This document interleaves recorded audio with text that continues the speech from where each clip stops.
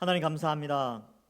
수요일 저녁 시간 피곤한 시간이지만 요한계시록의 말씀을 우리가 함께 살피며 우리 자신에게 적용하며 또 우리가 어떠한 교회로 세워져야 될지 함께 고민하며 은혜 받는 시간 되게 하여 주옵소서.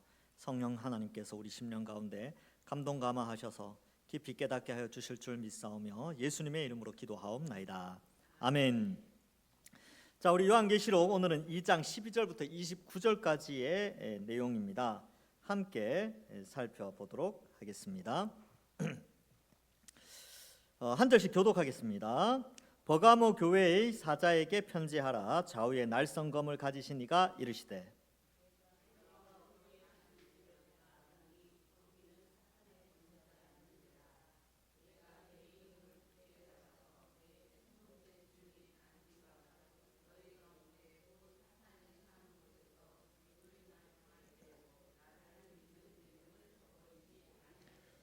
그러나 내게 두어 가지 책망할 것이 있나니 거기 내게 발람의 교훈을 지키는 자들이 있도다. 발람이 발락을 가르쳐 이스라엘 자손 앞에 걸림돌을 놓아 우상의 제물을 먹게 하였고 또 행음하게 하였느니라.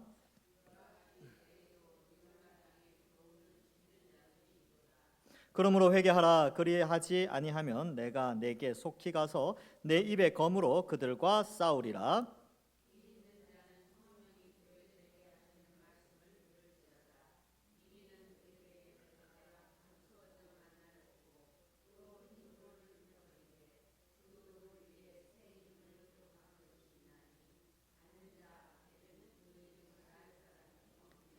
두아디라 교회의 사자에게 편지하라. 그 눈이 불꽃 같고 그 발이 빛난 주석과 같은 하나님의 아들이 이르시되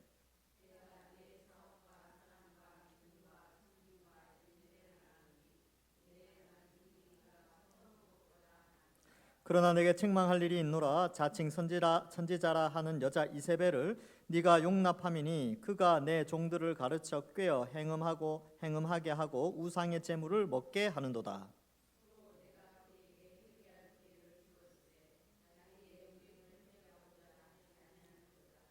볼지어다 내가 그를 침상에 던질 것이요 또 그와 더불어 간음하는 자들도 만일 그의 행위를 회개하지 아니하면 큰 환난 가운데에 던지고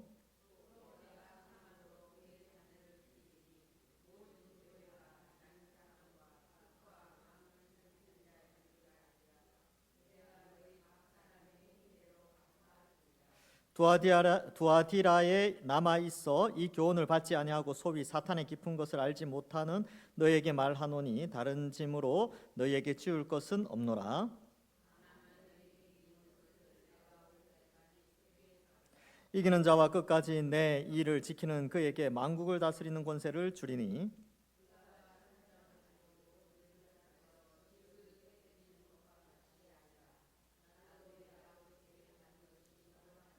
내가 또 그에게 새벽별을 주리라. 귀 있는 자는 성령이 교회들에게 하시는 말씀을 들을지어다. 아멘. 예, 오늘 두 교회를 읽어봤는데 다 할 수 있으면 다 하고 안 되면 중간에 이제 버가모까지만 하든지 그렇게 하겠습니다. 일단 12절부터 17절까지의 내용인데요. 자, 12절에 보시면 버가모라고 되어 있죠. 버가모. 이 버가모라는 도시는 이 12만에서 20만 정도의 주민이 살았던 곳으로 좀 추정이 됩니다. 근데 여기가 로마의 협력군을 보낼 정도로 로마에서는 굉장히 충성스러운 도시였어요. 그래서 이 이제 좌우에 날성검 이런 표현이 나오는데 이것은 이제 그들이 로마에 파병을 하고 협력병을 보낼 때 이 칼을 많이 의지했는데 진짜 칼을 가진 자가 누구냐? 바로 예수님이다라는 것을 좀 강조하기 위하여서 뒤에 보면 좌우에 날성검을 가지신 이라는 표현을 쓰고 있다라고 합니다. 이 버가모에는요 우상 숭배가 아주 많았습니다. 실제적으로 제우스의 대제단이 있었고 아테네를 섬기는 신전이 있었고요. 트라야누스와 하드리아누스 황제의 신전도 있었습니다. 그래서 황제 숭배가 아주 강하게 있었던 곳입니다. 그래서 실제로 가보면 제우스 대제단은 신들과 거인들이 쌓은 극적인 조각들이 막 새겨져 있고 막 미술적 기념물들이 많고 막 그러대요. 그런데 순교에 이르도록 한 것은 바로 황제 숭배 때문에 이 버가모에서도 죽임을 당하게 됩니다. 그래서 여기 보면 죽임을 당할 때도 13절에 있죠. 그래서 이 순교의 피가 이 버가모에서 흘렀다라는 것도 알 수 있습니다. 자, 어쨌든 여기 좌우의 날성검이라고 되어 있는데 예수님이죠. 좌우의 날성검. 그래서 이 진리의 검을 가지신 분이신데 예수님의 입에서 나오죠. 1장 16절에 보면 그 내용이 나와요. 1장 16절에 좌우의 날성검을 가지신 그의 오른손에 7뼈리 있고 입에서는 좌우의 날성검이 나오고 예수님을 그렇게 묘사하고 있지요. 그래서 이게 1장 16절에서 그 표현을 하고 있으면서 예수님이라는 것을 알게 됩니다. 그래서 거짓 교리와 연결될 때는 이 칼, 검, 그다음에 심판과 연결될 때도 이것이 많이 사용되는데 거짓 교리를 심판하는 수단이 바로 좌우의 날선 진리의 말씀이다라는 것을 의미합니다. 그래서 여러분 진리의 말씀은 영원해요. 근데 거짓 교리는 잘 금방 없어져요. 한 몇백 년 안 가요. 되게 오래 갈 것 같죠? 한 100년, 200년. 첫 번째 교주가 죽으면 세력이 반으로 줄어들고요. 또 두 번째 교주나 세 번째 교주쯤 가면 거의 다 막 사라져요. 많이 우리 한국의 이단들도 거의 다 지금 이제 옛날 이단들, 20세기 초 이단들은 많이 사라졌어요. 이제 20세기 말 신흥 이단들이 막 일어났죠, 그렇죠? 그런 가운데 있습니다. 자, 그래서 이 버가모 교회에 대해서 칭찬하는 내용이 13절에 나오죠. 네가 어디에 사는지 내가 아노니, 어디에 사는지 이렇게 되는 것을 이렇게 우상이 드글드글한 곳에 산다는 걸 알고 있다는 거예요. 그래서 거기는 사탄의 권자가 있는 데라. 그래서 우상이 많은 로마의 다신주의의 큰 영향력 아래 있다는 것을 말하죠. 그리고 황제 숭배 신전도 있었습니다. 그리고 제우스 신, 아데미 신 다 있죠. 그래서 이런 환경을 보면 이 버가모는요, 교회가 그 세력이 약화될 확률이 상당히 높은 그런 도시예요. 그러니까 그런 도시에서 신앙생활을 한다는 게 굉장히 어렵잖아요. 그죠? 그러니까 이 좀 어려운 환경 속에서 이 버가모 교회가 존재하고 있다. 그래서 여기 보면 네가 내 이름을 굳게 잡아서 믿음을 지켰다는 것이죠. 내 충성된 증인 안디바라는 사람이 있는데 구체적으로 누군지는 모릅니다. 그러나 이 안디바가 너희 가운데서 죽임을 당하는 순교자로서 이름이 되어져 있죠. 그럼 여기 이름이 뭐냐면 예수님의 이름이죠. 예수님의 이름을 굳게 잡았다. 예수님의 이름을 굳게 잡았다는 것은 이 로마에 여러 신들이 있지만 그 신들은 다 우상에 불과하고 참 신은 예수님밖에 없다라는 것을 굳게 잡았다는 것이죠. 그래서 여러분들 그 13절 그 관련 구절을 보면 사도행전 4장 12절이 나와요. 거기 보면 다른 이로서는 구원을 받을 수 없나니 천하 사람 중에 구원을 받을 만한 다른 이름을 우리에게 주신 일이 없음이라 하였더라. 자막이 준비되어 있었나요? 그렇게 사도행전 4장 12절 그것이 이제 여기 연결돼. 그러니까 다른 이름이 없어요. 구원을 얻을 만한 다른 이름을 우리에게 주신 적이 없습니다. 그러니까 그걸 붙잡아야 되는 거예요. 근데 이것을 아주 잘 했다는 것이죠. 뭐가 참된 구원의 줄이라는 것을 알고 있었다는 것이죠. 분별력이 이 버가모 교회에 있었습니다. 그래서 처세가 아닌 성경적인 삶을 선택하여 굳게 잡는 것, 그것이 예수님의 이름을 붙잡는 것입니다. 그래서 성공의 줄을 붙잡는 게 아니라 성결의 줄을 붙잡는, 우리 지난주 부흥회 때도 우리가 들었죠. 성공이 아니라 성결, 그것이 바로 예수님의 이름을 붙잡는 것이다라고 했습니다. 그래서 이 안디바가 순교를 당함으로 그 이름을 굳게 붙잡았다라는 것을 말해주고 있지요. 여러분, 근데 신앙생활 하다가 잘 생각해 보세요. 저나 여러분들 가운데 한 사람이 믿음 생활하는 것 때문에 죽었어요. 주변에 핍박 때문에 이제 예수 믿는 사람 죽인다 그랬는데 제가 잡혀서 죽었어요. 아니면 여기 누구 권사님이나 장로님 한 분이나 집사님 한 분이 잡혀가 죽었단 말이에요. 그럼 여러분들 신앙생활 잘할 수 있을 것 같아요, 없을 것 같아요? 힘들겠죠, 무섭겠죠. 그런데 이 버가모는 어떻게 했느냐면 죽임을 당할 때도 나를 믿는 믿음을 저버리지 아니하였도다. 여러분, 버가모 교회 칭찬할 만하죠, 그죠? 왜냐하면 성도가 죽어나갔어요. 그러면 무서워서 도망을 가야 되는데 이 사람들이 도망가지 않고 예수님의 이름을 끝까지 붙들었다는 것이죠. 놀라운 일입니다. 그래서 이렇게 신앙을 굳게 잘 지키는 사람들이 상당수가 있었다라는 것을 알게 됩니다. 그래서 이런 것들도 우리가 좀 생각을 해봐야 되겠죠. 죽음의 공포를 이기는 믿음. 그래서 사탄이 가장 잘 쓰는 무기가 뭐냐면 죽음의 공포거든요. 그러니까 죽음의 공포로 우리를 예수님을 떠나게 만들어요. 그러니까 돈 없으면 죽을까 봐 예수님 떠나거든요. 그래서 아니면 진짜 목숨이 죽을까 봐 예수님 떠나는 경우도 많고, 쪽팔려서 죽을까 봐 떠나는 사람도 있고, 뭐 해서 죽을까 봐 또 떠나기도 하고, 그렇게 이제 신앙을 버리는 사람들이 많은데, 이 사탄이 가장 잘 쓰는 무기가 이 죽음의 공포인데, 예수를 진짜로 믿는 사람들은 이 죽음의 공포를 이겨내요. 그래서 사망 권세 이기고 승리하셨다라는 표현이 거기 있는 거예요. 그러니까 예수님과 연합된 사람은 사망의 공포도 이겨내는 믿음을 가지게 된 것이죠. 그래서 믿음이 이기는 거예요. 믿음이 세상을 이기게 됩니다. 세상이 무엇을 이기냐면 세상에서 주는 죽음의 공포를 믿음이 이기게 하는 것이죠. 그러니까 이 옆에 동료가 죽어나가는데도 두려워하지 않고 믿음을 끝까지 지키는 것이죠. 물론 두렵긴 했겠죠. 근데 믿음을 지키기 위해서 끝까지 여러 가지 방법을 나타냈고, 실제로 1세기, 2세기에 이 박해를 피해서 어떻게 했습니까? 동굴 속으로 들어갔죠. 그래서 동굴 속에서 몇십 년을 사는 바람에 영양실조에 걸리고 키도 많이 크지 않았어요. 동굴 생활하는 바람에. 수명도 길지 않았습니다. 평균 수명이 40이 안 됐어요. 동굴 안에서 사니까. 우리가 이제 요즘으로 아침에 이제 비타민 D 이런 거 이제 섭취를 못 하는 거예요. 박해를 피해서 그 안에서 사니까. 그래서 이러한 것 때문에 그렇지만 그들은 신앙을 지켰어요. 14절 이하에 보면, 근데 책망할 것이 있어요. 근데 이렇게 칭찬할 것도 엄청나게 큰 칭찬인데, 책망도 엄청나게 큰 책망이에요. 이게 아주 참 독특한 것이죠. 그러나 두어 가지 책망할 것이 있는데, 첫 번째는 발람의 교훈을 지키는 자들이 있었습니다. 이렇게 발람의 교훈이 뭐냐면, 발람이 발락을 가르쳐 이스라엘 자손 앞에서 걸림돌을 놓아 우상의 제물을 먹게 하고 흥림하게 하였습니다. 그래서 우상의 제물, 그 다음에 행음, 요 두 가지로 유혹해서 요 죄를 짓도록 하는 발람과 같은 자들이 교회 안에 들어왔는데, 요거를 따르는 자들이 있었다는 것이죠. 그러면 이 발람과 발락 이야기는 민수기, 거기 적어 놓으세요. 민수기 25장 사건. 그래서 집에 와서 꼭 읽어보시고, 이때 이스라엘이 모압 땅을 지나면서 이 모압의 그 발락이 이거 어떻게 대처하느냐, 이스라엘 사람들 올라올 때마다 나라를 다 물리치고 올라오는데 이거 어떡하지? 그러면 용한 선지자 찾아보자 해서 발람을 불러요. 발람이 올 때 뭐 나귀가 말인가요? 나귀가 하여튼 막 벽에 부딪히고 막 말도 하고 막 그러죠. 성경에 보면 동물이 말하는 거 딱 두 번이거든요.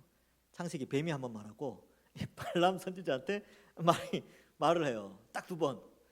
하여튼 특이한 경우입니다. 어쨌든 그 말이, 나 당신 평생 수고했는, 평생 잘했는데 당신 왜 이러냐고, 내가 이러면 다 이유가 있는 거 아니냐고 말이 아주 말을 논리적으로 말 잘해요. 그래서 막 그런 장면이 나오는데, 근데 이 발락이 결국 발락에게 이 꾀를 줍니다. 이스라엘 사람들이 광야 생활을 오래 했기 때문에 이 남자들이 유혹에 약할 것이다.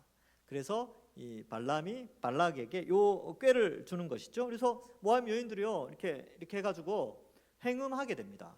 근데 그 음행을 하는 것이 율법에 어긋나기 때문에 그 음행을 정당화하는 방식이 뭐냐면, 우리 신은 음행을 부정적이거나 죄로 여기지 않는다. 우리가 믿는 신, 모압의 신 있잖아요.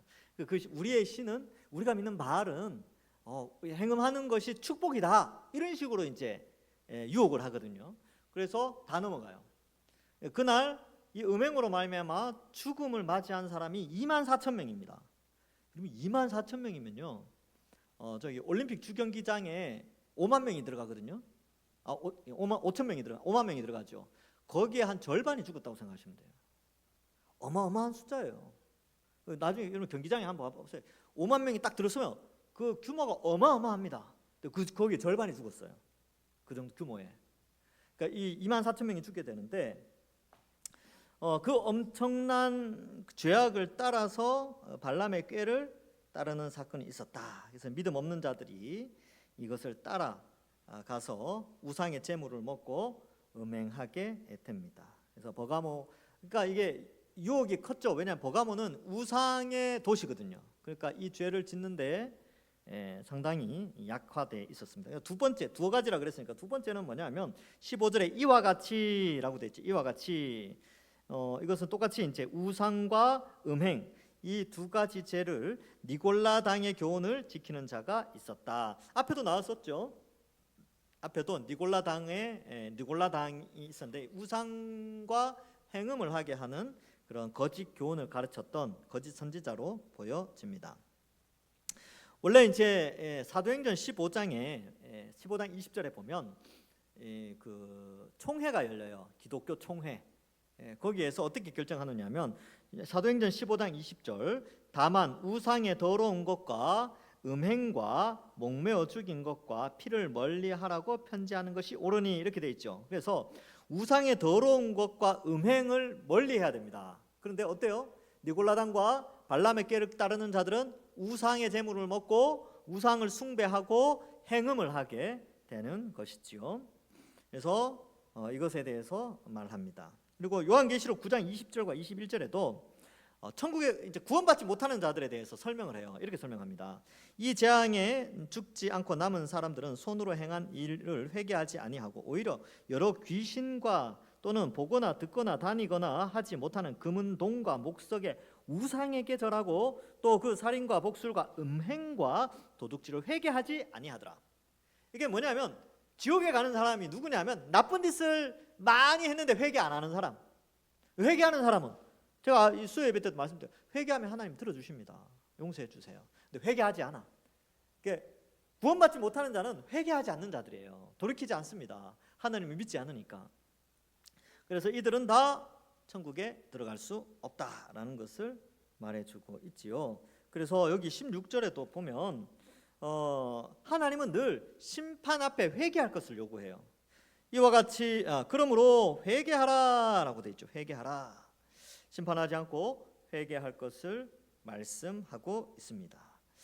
그러나 이 회개하라라는 것이 사랑의 표현인데 회개하지 아니하면 어떻게 돼요? 내가 내 속에 가서 내 입에 검으로 그들과 싸우리라. 이 말은 이 칼, 이거는 이제 심판을 의미하거든요. 하나님의 말씀으로 모든 것을 물리치시겠다. 즉 말씀의 진리로 그들을 평가하고 이런 악한 일을 행하는 자들은 어떻게 하냐면요, 출교시켜야 돼요. 출교. 회개하지 않으면 출교시켜야 됩니다. 그래서 교회는 늘 그 징계에 있어서 치리에 있어서 굉장히 단호해야 되지만 넓은 마음을 가지고 해야 됩니다. 그래서 넓은 마음은 뭐냐면 회개할 기회를 계속 주는 거예요.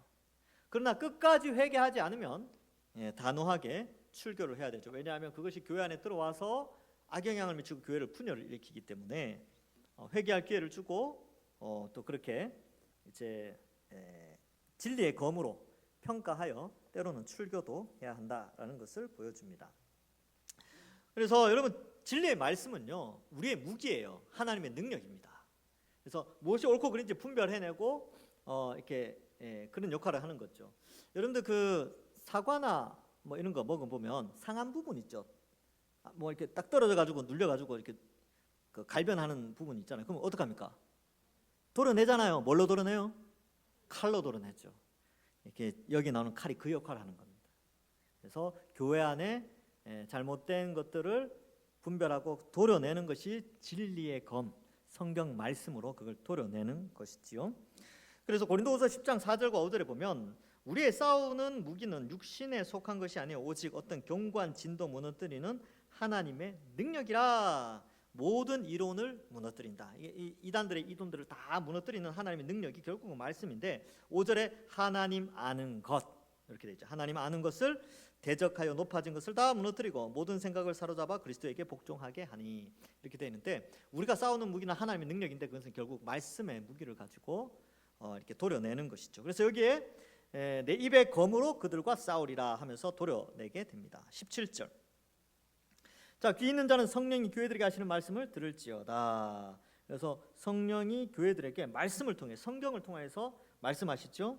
그래서 이기는 이 모든 유혹들을 이기고 이기는 그에게는 이긴다라는 표현하고 회개와 좀 같이 가요. 회개하고 돌이키는 자는 이기는 자예요.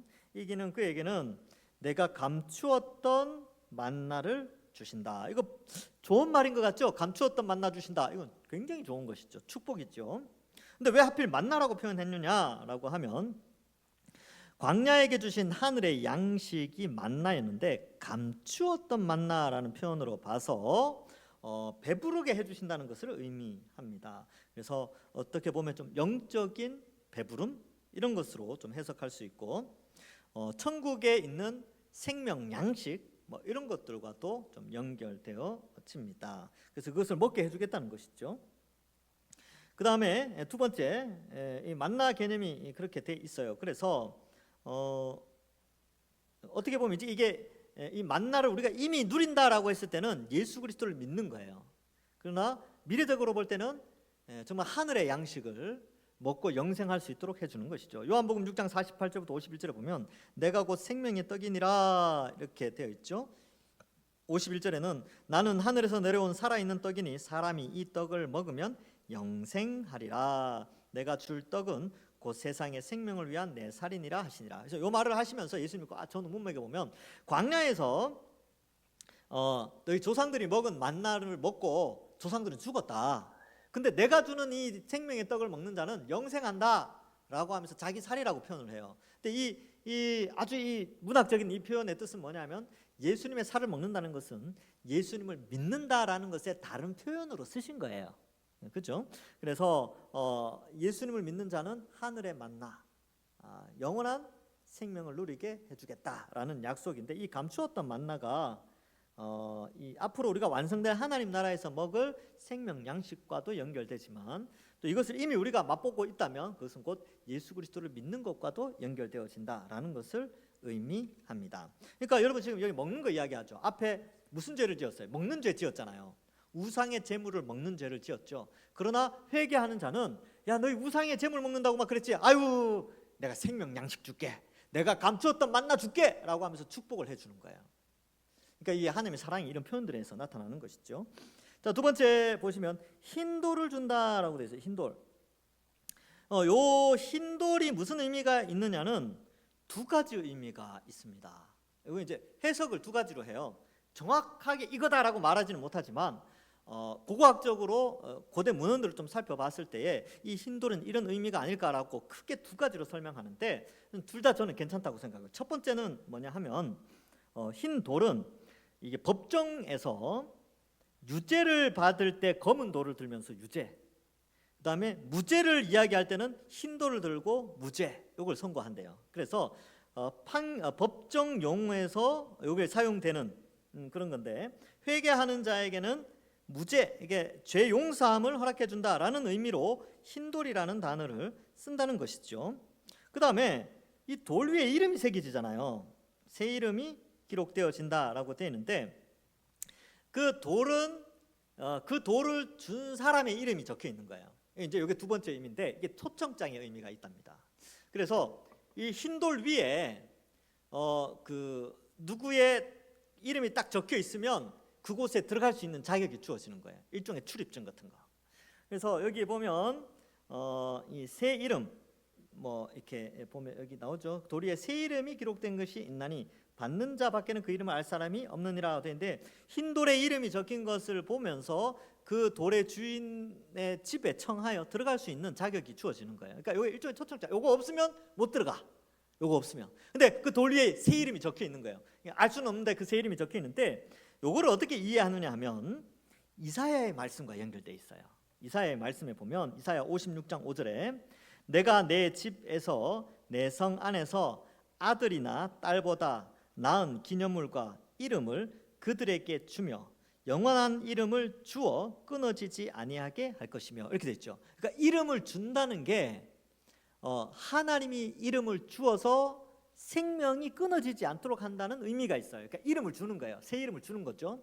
근데 그 이름이 어떤 것이냐 하면 이사야 62장 2절에 보면 이방 나라들이 너의 공의를 묻 왕이 다 네 영광을 볼 것이요 너는 여호와의 입으로 정하실 새 이름으로 일컬음이 될 것이며 라고 되어져 있죠. 이거는 이제 메시아에 대한 예수님에 대한 표현인데 이 새 이름이 이제 여기에서 보면 결국은 이제 예수 그리스도와 좀 연결되어져서 이 흰 돌에 예수 그리스도의 이름이 적혀져서 예수 그리스도의 나라로 들어갈 자격을 준다. 이렇게 해석하는 경우도 있습니다. 저는 다 괜찮은 것 같아요. 무죄로 선고되는 것과 천국의 초청장으로서의 흰 돌, 이런 의미로 이제 보여집니다. 자, 어찌되었든 이런 영광을 받게 되고요. 이제 이런 표현들이 등장하게 됩니다. 그러니까 버가모에서는 뭐예요? 우상의 도시인데 행음과 우상의 제물을 먹는 두 가지 범죄는 있었지만 이들이 순교의 피를 따라서 끝까지 그 이름을 붙잡고 있는 사람들도 동시에 있었어요. 그러니까 교회 안에 교회 전체가 전체가 다 예수님 믿고 전체가 다 행음하고 그런 게 아니고 교회 공동체 안에 여러 사람이 있는데 믿음을 굳게 지키며 순교의 길에라도 믿음을 굳게 지키는 자도 있었지만 또 어떤 사람들은 행음하고 우상의 제물을 먹고 하는 사람들도 있었다는 거예요. 그러니까 우리 잘 생각해봐. 우리 교회도 어떻습니까? 교회가 다 믿음이 다 막 좋고 그러면 참 좋겠지만 믿음이 좋은 사람도 있고 믿음이 없는 사람도 있고 믿음이 연약한 사람들도 있어요. 이제 그런 특징을 이 버가모 교회가 잘 보여주고 있지요. 그래서 이 신앙이 없는 이들, 이 우상의 제물을 먹고 행음하는 자들은 회개해야 합니다. 그래야 같이 이기는 자가 만나를 먹고 우상의 제물이 아닌 만나를 먹고 그의 나라에 입성하게 되는 것이죠. 그리고 무죄 판결 정결하게 되어집니다. 자, 두아디라 한번 보겠습니다. 두아디라 교회 18절 이하에 이제 나오게 되는데 이제 예수님에 대한 묘사가 앞부분에 나와요. 예수님에 대한 묘사, 칭찬, 책망, 회개하라, 그리고 축복 이렇게 이 형태로 되어져 있습니다. 자, 이제 예수님이 어떻게 묘사되느냐? 그 눈이 불꽃 같고 그 발이 빛난 주석과 같은 하나님의 아들 이렇게 표현하고 있죠. 그러면 이 눈이 불꽃 같고 발이 빛난 주석과 같다고는 하나님을 표현하는데 여기에서는 하나님의 아들 예수님을 묘사하고 있는 것입니다. 그래서 불꽃은 눈이 불꽃 같다라는 것은 모든 걸 본다라는 개념이 좀 있어요. 모든 것을 보죠. 그래서 뭐 이런 말 하잖아요. 내가 불꽃 같은 눈으로 쳐다보겠다. 뭐 이런 것은 자세히 보겠다는 거죠. 그 발이 빛난 주석과 같다 이렇게 되는데 여러분 이 두아디라 지역이 금속 산업이 많이 발전했답니다. 금속 산업이 발전하고 또 상업 체계가 아주 잘 갖추어진 그런 도시입니다. 그래서 빛난 주석 같다 그러면 그들에게 있어서는 이게 뭘 의미하는지 알아요. 빛난 주석 다 잘 아름답게 멋지게 단련된 그러한 금속이구나라는 걸 알 수 있게 되는 것이죠. 근데 그 이 빛난 눈의 불꽃과 빛난 주석 같은 발을 가지신 분이 바로 하나님의 아들이다. 아예 여기서는 하나님의 아들이라고 직설적으로 표현해 버리죠. 이 로마의 황제가 황제로 등극되어질 때 왜냐하면 그들은 늘 신의 아들이다 이렇게 표현되어져요. 그리고 죽어서는 신으로 추앙되어지거든요. 그런데 진짜 하나님의 아들이 누구냐? 바로 예수님이라는 것을 강조하고 있습니다. 그래서 황제는 하나님의 아들도 아니요 신의 자식도 아닙니다. 여러분 그리스 로마 신화에 보면 제우스에게 많은 아들들이 있어요. 많은 자녀들이 있죠. 그래서 그죠. 하여튼 그런 신들이 많아요. 저도 기억이 다 안 나는데 하여튼 그런 왕들이 많습니다. 그런 신들이 많아요. 근데 진짜 참 하나님의 아들은 예수님밖에 없습니다. 그걸 이제 여기서 좀 강조하죠. 그러니까 이러한 부분들을 좀 강조하면서 그 지역과 관련되어져서 좀 많이 표현되어 있고 두아디라라는 성 안에는요 제우스의 아들인 아폴로가 신전으로 있답니다. 그러니까 아폴로가 제우스의 아들이 아니라 참 하나님의 제우스도 참 하나님은 아니지만 온 세상의 참 아들은 예수님밖에 없다. 하나님의 아들 예수 그리스도. 그래서 여기 하나님의 아들 이렇게 표현하고 있습니다. 자, 요한의 의도적인 표현이죠, 그렇죠? 자, 19절 이제 요것과 좀 관련되어져서 요한복음 5장 18절에 보면 유대인들이 이로 말미암아 더욱 예수를 죽이고자 하니 이는 안식일을 범할 뿐 아니라 하나님을 자기의 친아버지라 하여 자기를 하나님과 동등으로 삼으심이라. 제가 전에도 이제 몇 번 말씀드리는데 하나님의 아들 이 표현이 왜 중요하냐면 유대인들에게 이 표현은요 아들과 아버지를 같이 여겨요. 같은 속성을 가지고 있어요. 너 네 집 자식이냐 이거는 똑같다 그랬죠. 그러니까 옛날에 제가 누구 집 자식입니다 그러면 아버지한테 대하듯이 저한테 대해요. 이게 이 전통이, 이 유대교에도 그런 게 있어요. 그러니까 내 아버지가 하나님입니다 이렇게 표현하면 내가 하나님입니다 라는 표현과 같은 거예요. 그러니까 사람들이 열받았죠. 요한복음에 보면 하나님과 동등으로 삼으심이로라 라고 이해를 한다는 거예요. 그러니까 여러분, 이 신약 성경에 예수님은 하나님의 아들이다 이렇게 표현되어 있다는 것은 이 글을 읽는 사람들은 예수님이 하나님의 아들이라는 것은 단순히 아버지와 아들 관계뿐만 아니라 예수님이 신의 속성, 아버지의 신의 속성을 그대로 다 가지고 있다라고 받아들여라는 것이에요. 유대인들은 그렇게 받아들였어요. 그래서 신성모독이라고 하죠. 그렇게 막 예수님 몰아갔어요.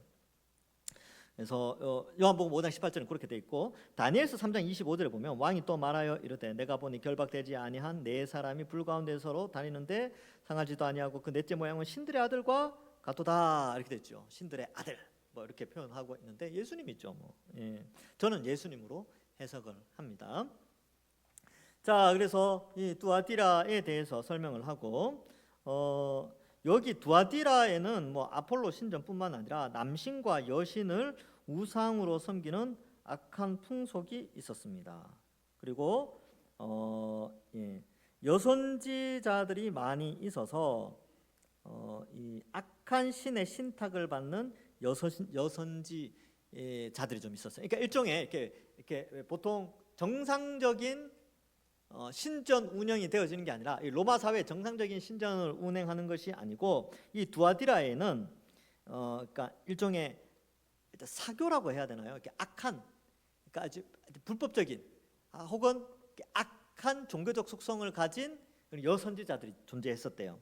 그래서 악한 풍속이 이들에게 있었다라고 이제 역사적으로는 그렇게 기술을 하고 있습니다. 그리고 여기에는 이 금속이 발전했기 때문에 금속 상업을 하는 사람들이 일종의 상가조합, 우리로 치면 이제 조합, 상가조합 이게 있어서 이 상가조합에 들어가서 활동하지 않으면 경제적 제재를 받는 그러한 일들이 있었다고 합니다. 그러면 여러분, 어떤 조합에 들어가서 활동을 하려면요, 그 조합이 추구하는 가치관을 같이 따라가야 돼요. 그러니까 우상을 같이 섬기면 같이 해야 되죠. 여러분들 어떻습니까? 자, 보세요. 우리나라 같은 것도 이런 비슷한 경우가 있어요. 어떤 경우가 있냐면 고사 지내는 거 있죠. 고사. 상가조합에서 모여가지고 야, 우리 상가 번영 잘 되도록 돼지 한 마리 잡고 해가지고 우리 고사 지내자. 그런데 나는 그리스도인이야. 근데 거기에서 저는 그리스도인이기 때문에 고사 안 지냅니다. 그러면 어떻게 될까요? 피해가 있겠죠. 경제적인 손실이 있겠죠. 보호를 못 받겠죠. 그런 것처럼 이 두아디라 지역에 이 상권이 형성되면서 여러 가지 조합들이 많이 생기면서 우상을 숭배했어요. 근데 그리스도인들이 그러한 이렇게 이제 일을 하다가 기독교인으로 변했는데 거기에 들어가려니까 우상 숭배를 해야 돼. 얼마나 힘들었겠습니까? 그러한 것들을 이제 좀 감안해야 되는. 그러므로 미약한 교회는 그 충돌을 교인들은 그 충돌을 면하려고 했을 것이고요. 믿음이 있는 자들은 이제 경제적인 손실을 불구하고도 그런 조합에서 탈퇴를 해야 되는 그러한 것들을 좀 보여주고 있습니다.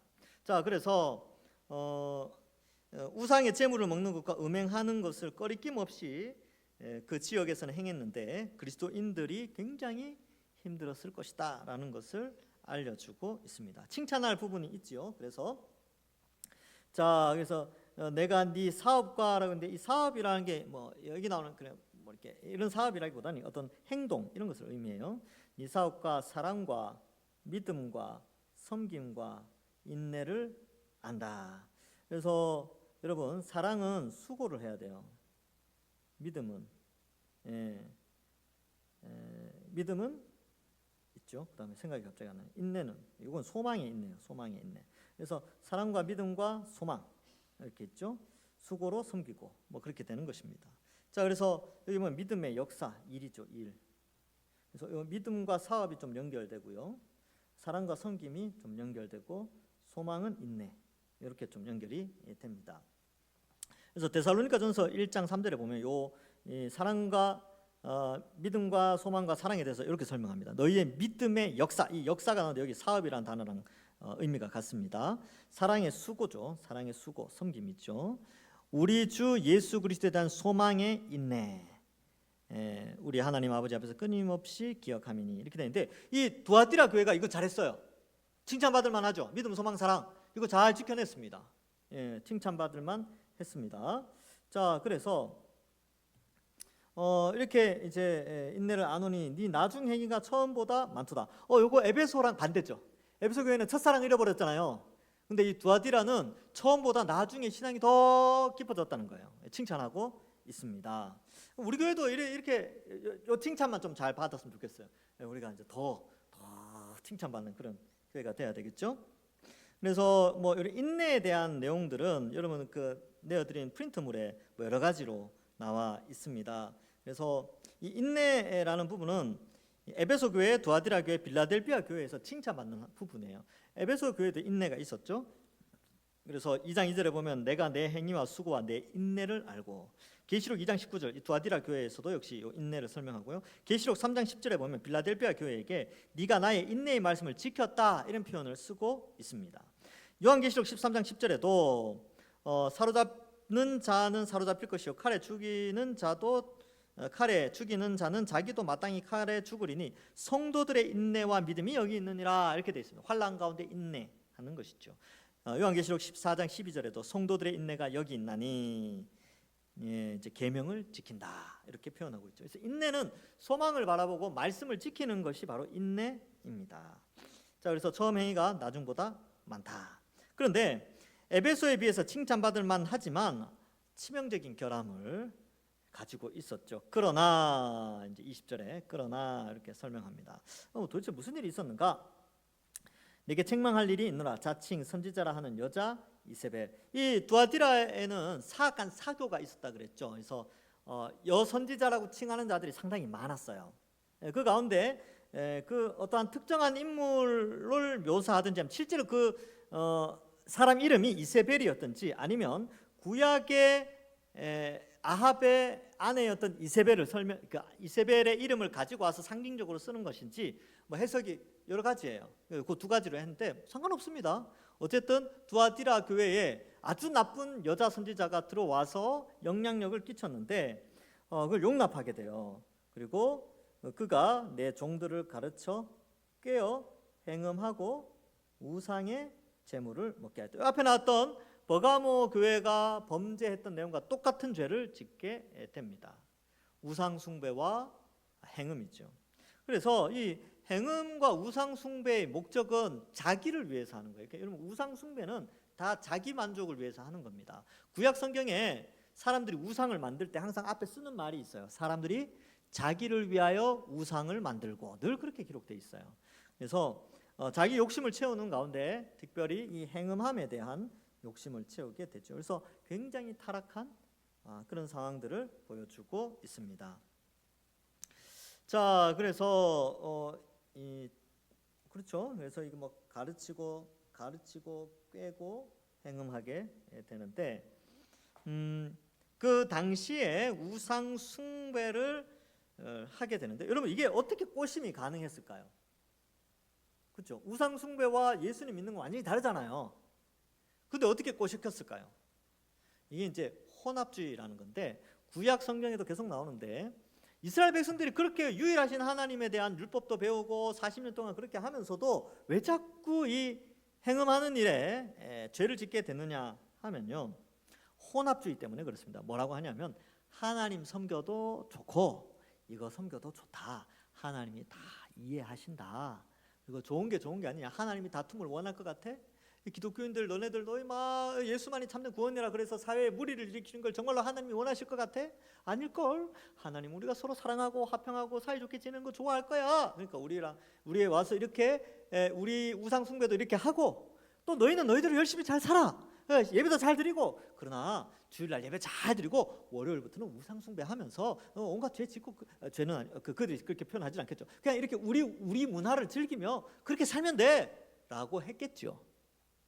물론 성경에는 그렇게 안 나오는데 미혹했으면 아마 그런 식으로 미혹당하지 않았을까요? 오늘날 우리도 마찬가지죠. 오늘날 야, 뭐 너만 예수님 믿냐? 예수 믿는 사람들 다 똑같더라. 괜찮아. 그래서 죄 짓는 거 아닙니까? 그렇게 살아가다 보니까 어떻게 돼요? 교회의 힘이 확 약해졌죠. 그냥 한국교회 또 어쩌면 이 혼합주의가 들어온 것은 아닌지 우리가 생각해 봐야 합니다. 그래서 이러한 것들이 이제 이 여자 이세벨의 어떤 그런 것들을 좀 용납해서 그 가르침을 받아가 꿰어져 가지고 행음하여서 우상 제물까지 먹게 되지요. 자, 그래서 또 내가 그에게 회개할 기회를 주었을 때, 여러분, 하나님은 늘, 예수님은 우리에게 늘 회개할 기회를 주세요. 얼마나 감사합니까? 언제까지 회개할 기회를 주십니까? 죽을 때까지 주세요. 70번에 7번까지라도 용서해 주십니다. 이게 굉장히 큰 사랑이거든요. 이거 빨리 회개해야 돼요. 빨리 회개하고 돌이켜야 되고, 언제 주님 다시 올지 모르는데 빨리 회개해야죠. 회개할 기회를 주었을 때 자기의 음행을 회개하고자 하지 아니하였도다, 이렇게 기록하고 있습니다. 자, 그래서 회개할 기회를 주었지만 회개하지 않은 어리석음을 나타내고 있지요. 그래서 이러한 것들, 유혹과 쾌락이 너무나 컸던 것 같아요.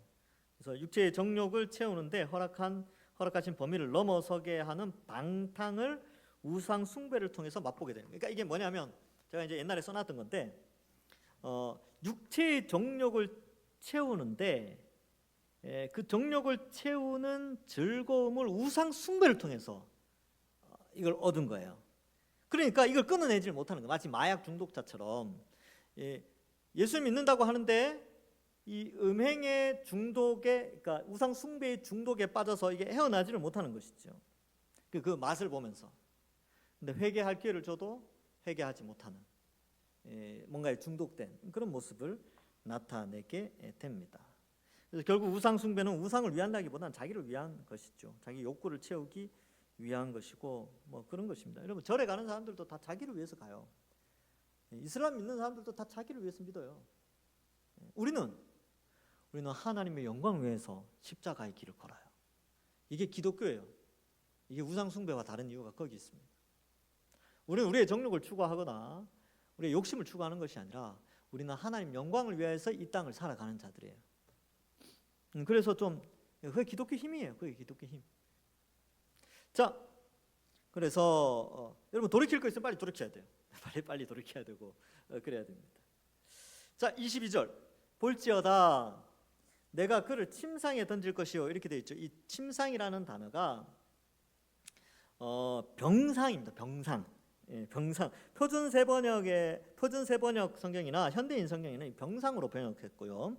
NIV라는 영어 성경에는 고통의 침대, 이렇게 번역을 해놨어요. 우리 번역에서는 침상 이렇게 해놨죠. 그러니까 여러분, 음행은 침상에서 하잖아요. 근데 그들이 즐기던 그 침대가 너희들의 병상이 될 것이다. 그것을 말해주고 있습니다.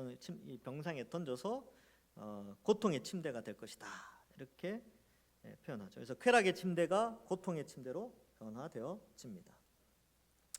또 그와 더불어 간음하는 자들도 만일 그의 행위를 회개하지 않으면 큰 환난 가운데 던지고, 이렇게 되어져 있지요. 큰 환난 가운데 던져버립니다. 쾌락이 환난으로 변해버리는 것이죠. 그래서 아주 끔찍한 일을 이제 23절에 보는데, 또 내가 사망으로 그의 자녀들을 죽이리니 모든 교회가 나는 사람의 뜻과 마음을 살피는 자인 줄 알지라, 이렇게 돼 있죠. 여러분, 이 자녀가 죽는다는 것은 더 이상 미래가 없다는 뜻이에요. 그러니까 교회가, 두아디라 교회에 자녀가 없어진다, 이 말은 두아디라 교회는 이제 없어진다는 거예요. 우리가 이거 요즘 이 공포감을 우리가 좀 알아야 되는데, 우리 출산율이 엄청 떨어졌죠. 그죠? 그러니까 미래 자녀가 없다는 것은 미래에는 나라의 존재가 굉장히 국력이 약해진다는 것인데, 우리 교회도 마찬가지죠. 교회도 여러분 다음 세대, 그래서 제가 끊임없이 다음 세대를 위해서 기도하는 이유가 거기 있어요. 교회, 동성교회가 주님 오실 때까지 계속 존재하려면 다음 세대가 있어야 돼요. 그런데 다음 세대가 사라지면 교회도 사라집니다. 이 내용이 있죠. 사망으로 그의 자녀들을 죽인다, 이 표현이 그런 표현입니다. 너희 두아디라, 너희 회개하지 않으면 너희 미래 없어, 이런 뜻이죠. 그리고 이 자녀가 죽는 고통은 얼마나 클까요, 그렇죠? 그래서 이러한 것들을 좀 의미하고 있습니다. 그래서 이세벨 사상을 그대로 학습하고 따라가면 비참한 결과가 있을 것이니까 회개해야 한다라는 것을 말해주고 있습니다. 그래서 그러면 자녀들이 죽는다라는 뜻이 그럼 부모의 죄 때문에 자녀가 죽느냐? 그렇지 않아요. 그렇지 않습니다. 이 표현은 자녀들까지 다 타락했다는 뜻을 의미하기 때문에 이런 거고, 여기에서 이제 이 본문하고는 조금 빗나갈 수 있는데, 여러분 부모가 죄지었다고 자식이 벌 받습니까? 그렇지 않아요.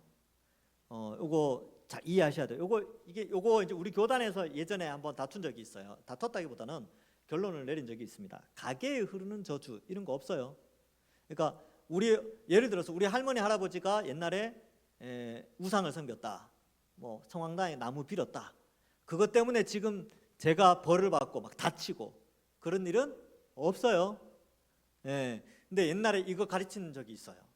부모가 뭐 무당을 섬겼기 때문에 지금 네가 이렇게 일이 잘 안 풀리는 거라고.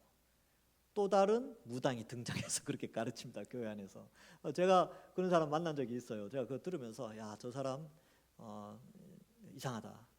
그래서 저거 무당이 하는 말인데 목사가 저런 말 하니까 이상하네, 막 그런 생각이 들어요. 무당들이 그러잖아요. 무당들이 얘가 이렇게 아픈 거는 조상신에 뭐가 문제가 생겨가지고 그렇다, 똑같이 그 이야기 하는 거예요. 그래서 우리 교단에서 그거 이단 사상이라고 결정 내렸습니다.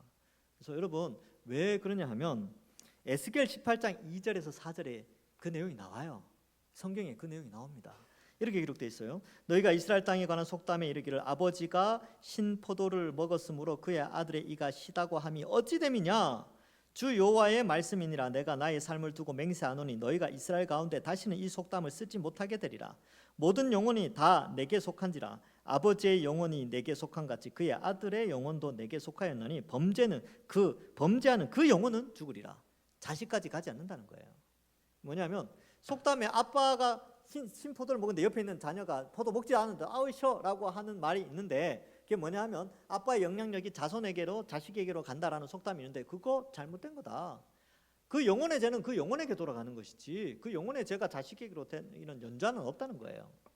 그래서 이러한 것들을 좀 잘 이해하시고 바르게 그렇게 신앙생활을 하기를 바랍니다. 그 반대로 그러면 부모가 신앙생활 잘하면 자식들이 다 잘 됩니까? 그렇지 않은 경우도 많죠. 성경에도 나오잖아요. 그러니까 이거는 정말 기도 많이 해야 되고 신경 많이 써야 되는데, 사무엘의 아들들이 다 타락했어요. 솔로몬의 아들 르호보암은 어땠습니까? 하나님을 저버렸죠. 근데 반대도 있어요. 반대. 정말 악한 아버지가 있었는데 아들은 착해. 아하스 왕이 정말 악한 왕이었어요. 우상 숭배하고 막 그랬는데 아들이 히스기야야. 이 아들이 막 유월절 회복하고 막 종교개혁 일으키고 막 그랬거든요. 그러니까 이게 뭐냐면 아버지의 신앙은 아버지의 신앙이고 아들의 신앙은 아들의 신앙이에요. 그러니까 아버지가 뭘 해가지고 해서 그 아들이 신앙이 좋다 그런 게 없다는 거예요. 그러니까 그 영혼은 그 영혼대로. 그러니까 우리 아버지의 입장은 뭡니까? 성경이 신학에 들어오면 그러니까 교육을 잘 하라는 거죠. 신앙 교육을 부모가 잘 해야 됩니다. 뭐 그렇게 이야기하고, 또 부모가 뭔가 실수했으니까 내가 이렇게 지금 뭔가 안 되는 거니까 우리 아버지 때 뭔가 잘못한 게 있었나 보다, 이런 생각은 절대로 하면 안 된다. 제가 이제 이걸 좀 설명하려고 이 부분에 좀 이야기를 했습니다. 그래서 이런 것들 너희 각 사람의 행위대로죠. 각 사람의 행위대로 갚아 주리라. 그래서 하나님의 행위대로 심판하십니다. 맞죠? 불신자들은 그들의 행위가 어때요? 하나님을 믿지 않았잖아요. 믿지 않고 하나님 뜻대로 살지 않고 살아갔죠. 우리는 예수 그리스도를 믿음으로 살아가잖아요. 그렇죠? 그래서 칭찬과 명성과 존귀가 있어요. 그럼 우리가 나쁜 짓 한 거는요, 예수님이 이미 그 값을 다 치러 주셨어요. 우리 나쁜 짓 한 거, 과거, 현재, 미래의 모든 악한 것까지 그 죄의 형벌은 예수님이 대신 다 받아 주셨어요. 그래서 하나님은 행위대로 심판하셨죠. 어디서? 십자가에서. 믿는 자들의 악한 행위에 대해서는 십자가에서 다 이미 행위대로 처분하셨어요. 그럼 우리가 예수 믿고 나서 선한 일을 행하는 것은, 예수님 뭐라 그랬어요? 너희 재물을 하늘에 쌓아라 그러잖아요. 칭찬 이 스바냐와 베드로전서에 칭찬과 명성과 존귀를 얻게 될 것이다, 그렇게 표현합니다. 행위대로 다 하나님 다 보시는 것이죠. 자, 그래서 각 사람의 행위대로 갚아 주리라. 24절. 두아디라에 남아있는 이 교훈을 받지 않고 소위 사탄의 깊은 것을 알지 못하는 너희, 괜찮은 사람들이에요. 너희는 교훈을 받지, 이 교훈 이세벨의 교훈을 받지 않고 사탄의 깊은 것을 알지 못하는 너희는 너희에게 말하노니 다른 짐으로 너희에게 줄 것은 없다, 이렇게 표현하죠. 그러니까 요거 잘 이거 잘 하라는 것이죠. 예. 자, 그래서 네. 그리고 두아디라가 타락한 가운데 있지만 요 너희는 참 괜찮은 사람들이었어요. 그래서 순결을 지키는 자들, 우상의 제물을 먹지 않고 행음하지 않은 그러한 자들이 있었는데 그들에게는 뭐 특별히 짐지을 것이 없다. 자, 25절에 보시면 다만 너희에게 있을 것은 내가 올 때까지 굳게 잡으라. 예수님 요한계시록에 보면 내가 속히 오겠다는 말을 굉장히 자주 하십니다. 그 올 때까지 굳게 잡으라라고 되는데 여러분 뭘 잡아야 돼요? 너희에게 있는 것, 이거 복음이죠. 신앙, 믿음 뭐 다 좋습니다. 이걸 굳게 잡아야 돼요. 그러니까 핍박이 온다고 포기하거나, 그러니까 칼이 순교의 핍박이 들어온다고 포기하지 마라. 이 버가모에 주신 교훈이죠. 버가모는 어땠어요?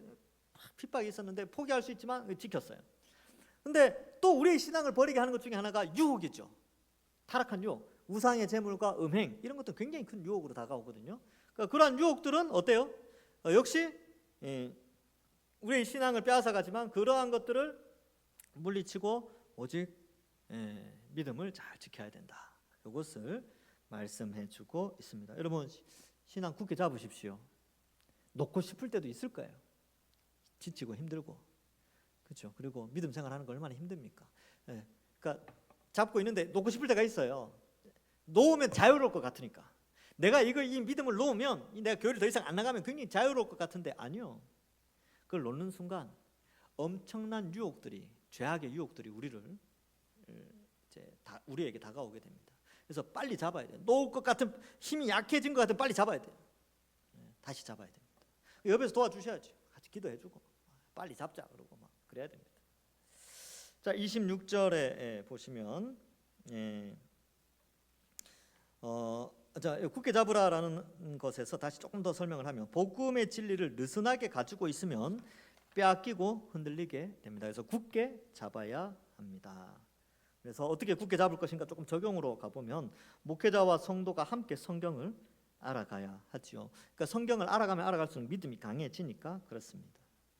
그래서 지난 수백 년 믿음의 조상들이 지켜온 복음을 잘 전수해 주어야 교회는 믿음을, 신앙을 굳게 잡을 수 있게 됩니다. 자, 26절 이하를 보겠습니다.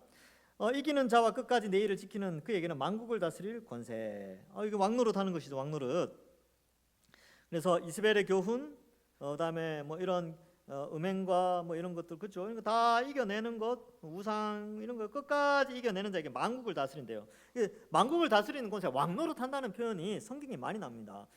디모데후서 2장 12절 참으면 또한 함께 왕노릇 할 것이요. 계시록 5장 10절 저 뒤에 가면 저가 땅에서 왕노릇 하리로다. 계시록 20장 4절 저 끝에 가면 그리스도로 더불어 1000년 동안 왕노릇 하니. 계시록 20장 6절 제일 끝에 1000년 동안 그리스도로 더불어 왕노릇 하리라. 만국을 다스릴 권세를 주십니다. 근데 이미 받았어요. 이미 지금 예수님은 하나님 우편에서 만물을 통치하시죠. 통치의 수단으로 우리를 사용하시는 거예요. 우리가 예수님의 왕노릇, 즉 통치에 동참하게 되는데 그 통치가 뭡니까? 복음 전파하는 거예요. 예수님의 십자가 복음을 세상에 전파하는 것이 예수님의 통치입니다. 근데 그걸 누가 하느냐 하면 우리가 해요.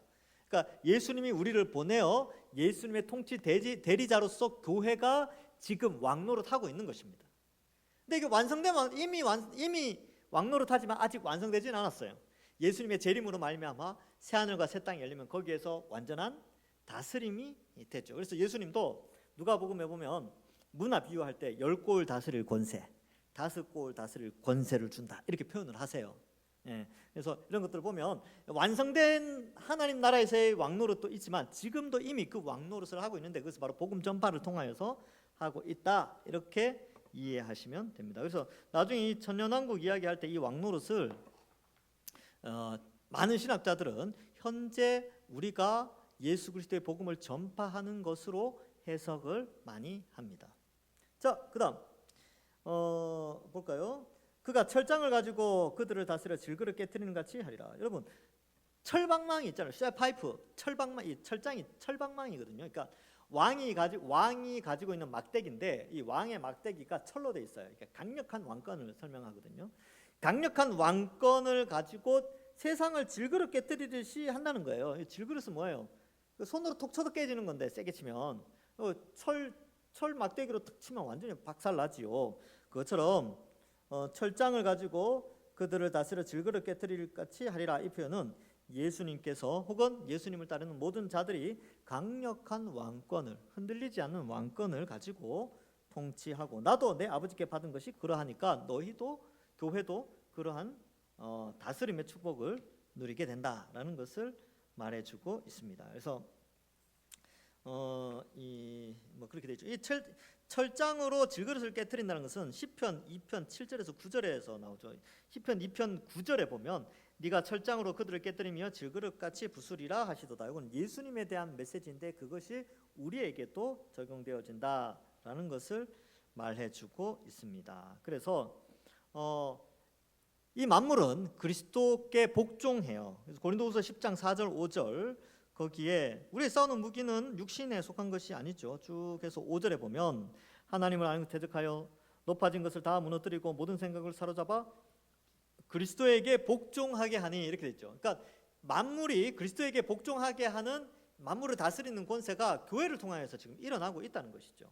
에베소서 2장 20절에서 22절에서도 22절에 보면 이렇게 돼 있어요. 또 만물을 그 발 아래에 복종하게 하시고 그를 만물 위에 교회의 머리로 삼으셨다. 그럼 누구를 통해서 만물을 복종하게 하시냐면 몸된 교회를 통해서. 그러니까 교회가 예수님의 통치에 지금 동참하여 왕노릇하고 있다라는 것을 보여줍니다.